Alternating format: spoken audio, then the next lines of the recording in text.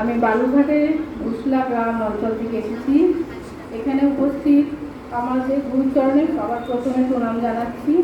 এখানে উপস্থিত সকল গুরুজনদের প্রণাম জানাচ্ছি ও উপস্থিত আমাদের সমস্ত ভাই বোনদের ভক্তি শ্রদ্ধা জানাচ্ছি। আমি এখানে আমাদের ম্যাডাম সুস্মিতাজির মাধ্যমে এখানে এসেছি।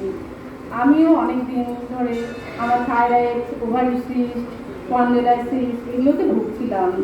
তো আমার মেয়ের মাধ্যমে ম্যাডামের কাছে যাওয়া, ওখান থেকে আলোচনার পরে আমার আজকে এখানে আসা।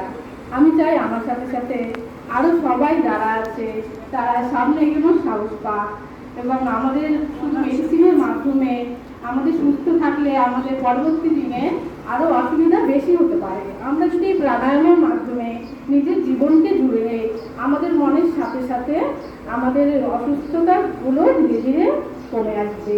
নমস্কার। আমার যদি কিছু ভুল